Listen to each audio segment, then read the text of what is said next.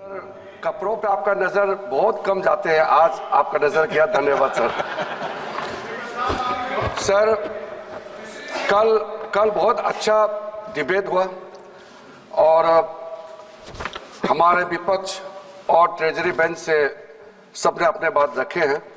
थोड़ा डिफरेंसेस होते हैं, आइडियोलॉजी ओपिनियन होते हैं, मगर अपना बात रखा। और सर मैं भी कुछ तर्क के साथ अपने पार्टी की ओर से इस महान सदन में अपना बात रखना चाहता हूं। ओरिजिनली सर 389 मेंबर्स चुने गए थे संविधान सभा के लिए, और बाद में जाकर के पार्टीशन के बाद मुस्लिम लीग के बाकी मेंबर्स सब विड्रॉ हो गए, तो रह गए थे 299 मेंबर्स।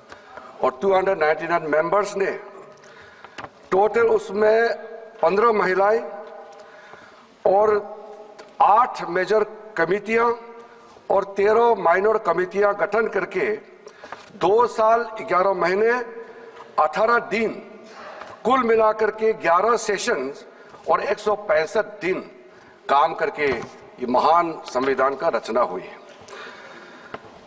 इसमें संविधान का रचना करते समय हम लोग को ये भी रखना चाहिए कि कुछ ऐसे सिंबल्स, कुछ ऐसा प्रतीक जिसका संविधान में, संविधान के किताब में और बाद में हमारा देश का चिन्ह में उभर के सबके सामने में आए हैं। मैं सबसे पहले तो हमारा देश का महान जो इतिहास है उसके बारे में सिर्फ इसी चीज का जिक्र करना चाहता हूं। दुनिया का सबसे महान सम्राट में से एक अशोक सम्राट के जो अशोक स्तंभ है उस पे आधारित जो सारनाथ में बनी है, जो ओरिजिनली सारनाथ में था, बाद में जाकर के उसको सांची के स्तूपा कहा जाता है मध्य प्रदेश में। वहां अभी भी जाके देख के आ सकते हैं। मैं आज से 6 दिन पहले सांची खुद जाकर के दर्शन करके आए हैं। और जो हमारा तिरंगा झंडा में 3 कलर है, सबको मालूम है। बीच में सफेद कलर के बीच में जो धर्म चक्र है, हमारा जो धर्म चक्र का नीला रंग होने का कारण, वो भी हमको सबको मालूम है, मैं फिर भी जिक्र कर रहा हूं। उसको व्हील ऑफ लॉ, विधि का चक्र कहा जाता है, क्योंकि नीला रंग दर्शाता है आकाश, महासागर और सार्वभौमिक सत्य को दर्शाता है। यही कारण है कि राष्ट्रीय ध्वज के सफेद पट्टी के बीच में नीले रंग का अशोक चक्र स्थित होता है। वही उसमें बनी जो 24 तीलियां बनी है वो है मनुष्य के 24 गुणों को दर्शाती है। ये सिंबल, क्योंकि हम इस महान देश का संविधान के बारे में जब चर्चा कर रहे हैं तो उस संविधान का प्रेरणा कहां से मिला वो भी हमको नहीं भूलना चाहिए। बाबा साहब भीमराव अंबेडकर एक जब लोकतंत्र के बारे में बात करते करते उन्होंने कई बातें कही। एक कोट मैं आपके सामने में पेश करना चाहता हूं। बाबा साहब ने कहा था,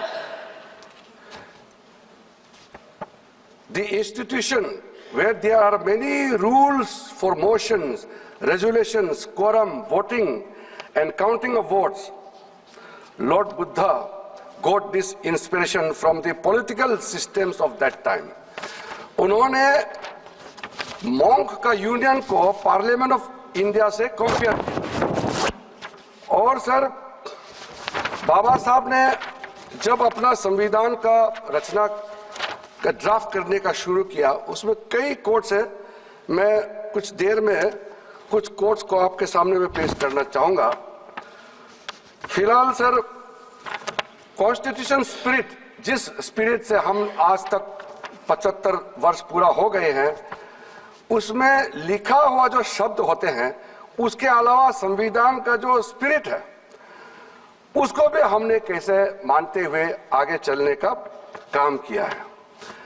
मैं फक्र महसूस करता हूं, प्रधानमंत्री मोदी जी का जब कार्यकाल शुरू हुआ उसने संविधान को उसी स्पिरिट को मानते हुए अपना सरकार का मंत्र को इस देश का सामने में रखा, और वो मंत्र है सबका साथ, सबका विकास, सबका विश्वास और सबका प्रयास।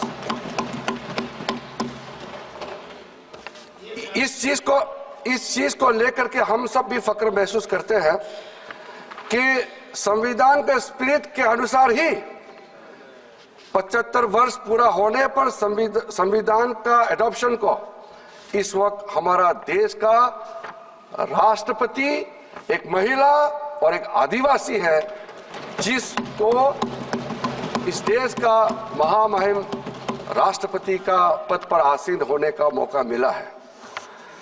मैं जब बाबा साहब अंबेडकर को कोट करता हूं तो मैं ये मानता हूं कि ये मैं एक अधिकार के रूप में कोट नहीं कर रहा हूं, मैं दायित्व के हिसाब से मैं बोल रहा हूं। क्योंकि अगर बाबा साहब अंबेडकर का वो स्पिरिट संविधान में नहीं होते तो मैं भी आज इस महान सदन में कभी भी नहीं होते।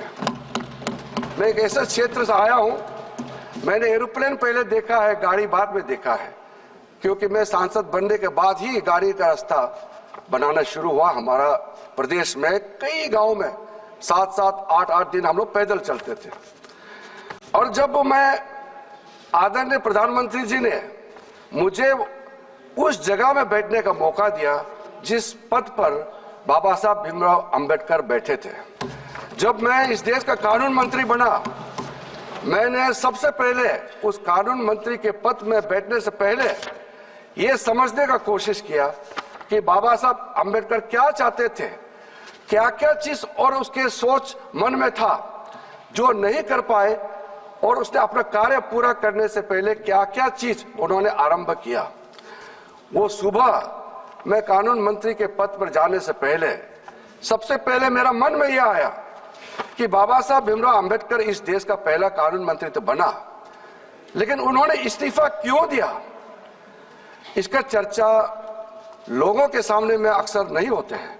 जब कोई इंसान किसी पद से इस्तीफा देते हैं उसका बड़ा कारण होता है, वो भी बाबा साहब भीमराव अंबेडकर जैसे जिन्होंने महान संविधान का रचना किया। इसको हम आर्किटेक्ट ऑफ इंडियन कॉन्स्टिट्यूशन के नाम से जाने जाते हैं, और इतने कम समय में कानून मंत्री के पद से क्यों इस्तीफा दिया। तो मैंने ढूंढ करके वो पत्र जो बाबा साहब भीमराव अंबेडकर ने पंडित नेहरू जी को लिखा, जो प्रधानमंत्री थे, उस पत्र को मैंने पढ़ा है। अब मैं पत्र को, लंबा पत्र है, पूरा जिक्र नहीं करना चाहूंगा, और उसके पत्र में 1 पॉइंट से 2 पॉइंट से वो भी मैं कुछ देर में मैं जिक्र करूंगा। अभी मैं सबसे पहले इस बात से मैं शुरू करूंगा कि आप हो या हम सब फक्र महसूस करते हैं इस देश का नागरिक होने का, क्योंकि हमारा देश का संविधान दुनिया का सबसे बड़ा संविधान ही नहीं।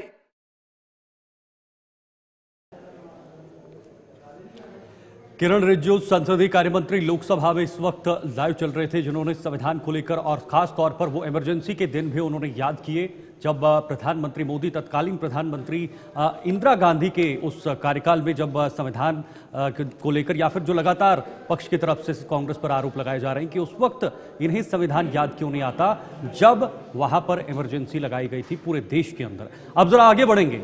एक तरफ आप देख रहे हैं संसद के अंदर गर्म जो राजनीति है वो गर्माती हुई नजर आ रही है, लेकिन दूसरी तरफ लोकसभा में one nation one election bill भी पेश होना है। सोमवार को लोकसभा में पेश किया जाएगा बिल, जिसकी चर्चाएं काफी दिनों से हो रही हैं। कानून मंत्री अर्जुन राम मेघवाल इस बिल को पेश करने वाले हैं।